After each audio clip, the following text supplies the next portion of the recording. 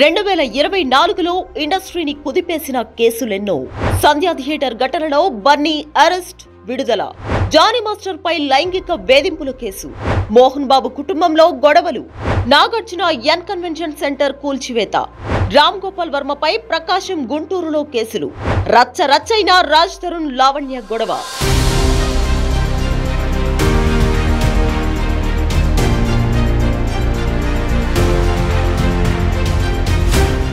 Telugu cinema ఇండస్ట్రీకి 2024 అచ్చిరాలేదా? టాలీవుడ్ కు చెందిన ప్రముఖులు కేసులతో సతమతమవుతున్నారా? అల్లు అర్జున్ అరెస్ట్ సంచలనం రేపితే, అదే సమయంలో మోహన్ బాబు కుటుంబం ఇంటి గుట్టును గొడవలతో బజారున పడేసుకుందా? లైంగిక వేధింపుల కేసు జానీ మాస్టర్ కు కంటి మీద కునుకు లేకుండా చేసిందా?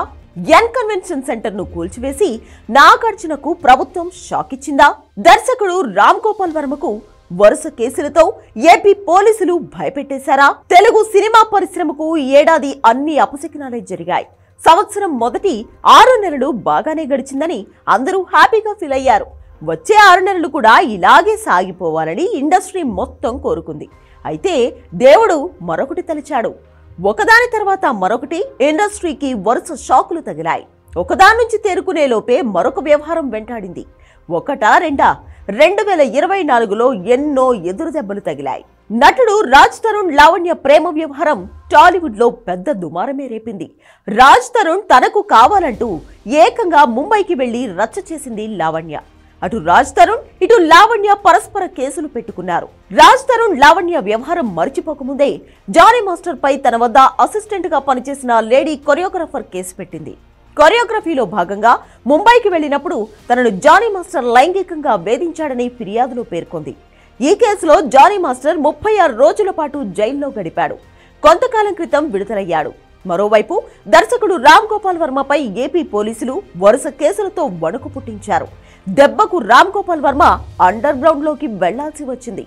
చంద్రబాబు నాయుడు, పవన్ కళ్యాణ్, నారా లోకేష్లను కించపరిచేలా పోస్టులు పెట్టారంటూ ప్రకాశం, గుంటూరు, విశాఖపట్నంతో పాటు పలు ప్రాంతాల్లో కేసులు నమోదయ్యాయి. విచారణకు హాజరు కావాలని నోటీసులు ఇచ్చారు. అరెస్టు చేస్తారన్న భయంతో ముందస్తు బెయిల్ తెచ్చుకున్నాడు. పుష్ప 2 సినిమా షో సందర్భంగా సంధ్యా థియేటర్ వద్ద జరిగిన తొక్కిసలాటలో రేవతి ప్రాణాలు కోల్పోయింది. ఆమె కుమారుడు శ్రీతేజ్ కిమ్స్ ఆసుపత్రిలో చికిత్స పొందుతున్నాడు.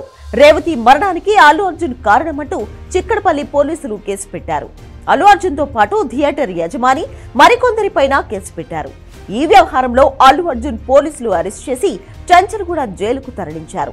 అయితే అదే రోజు బెయిల్ రావడంతో మరుసటి రోజు ఉదయమే విడుదలయ్యాడు. అల్లు అర్జున్ అరెస్ట్ తెలుగు రాష్ట్రాల్లో సంచలనం రేపింది. ఒకవైపు అల్లు అర్జున్ అరెస్ట్ వ్యవహారం దుమారం రేపితే, మరోవైపు మంచు మోహన్ బాబు కుటుంబంలో గొడవలు బజారును పడ్డాయి. మనోజ్ పై మోహన్ బాబు దాడి చేయడం, మనోజ్ ఆసుపత్రికి వెళ్లడం రచ్చరచ్చ అయింది. ఆ తర్వాత మోహన్ బాబు ఇంటి గేట్లను మనోజ్ తోసుకుంటూ వెళ్లడంతో వివాదం మరింత ముదిరింది. అదే సమయంలో సహనం కోల్పోయిన మోహన్ బాబు మీడియాపై దాడి చేయడం చర్చనీయాంశంగా మారింది.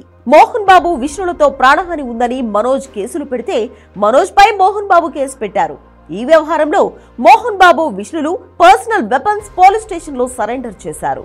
ఇక మరోవైపు తెలంగాణ ప్రభుత్వం అక్కినేని నాగార్జునకు ఊహించని షాక్ ఇచ్చింది. హైదరాబాద్ హైటెక్ సిటీ రోడ్డులో ఉన్న ఎన్ కన్వెన్షన్ ను హైడ్రా అధికారులు కూల్చేశారు. ఈ నిర్మాణం అక్రమం అంటూ నేలమట్టం చేశారు. 10 ఎకరాల విస్తీర్ణంలో ఎన్ కన్వెన్షన్ నిర్మాణం జరిగింది. పిల్లర్లు లేకుండా హై సీలింగ్ తో దీన్ని నిర్మించారు. 2 నుంచి 3,000 మంది కూర్చునేలా మెయిన్ హాల్ ఏర్పాటు చేశారు. 300 నుంచి 450 సీట్లతో డైమండ్ హాల్ ఉంటుంది. 500 నుంచి 750 సీట్ల సామర్థ్యంతో హాల్ను నిర్మించారు. ఎన్ కన్వెన్షన్ ను అక్రమంగా నిర్మించారని హైడ్రా అధికారులు కూల్చేశారు.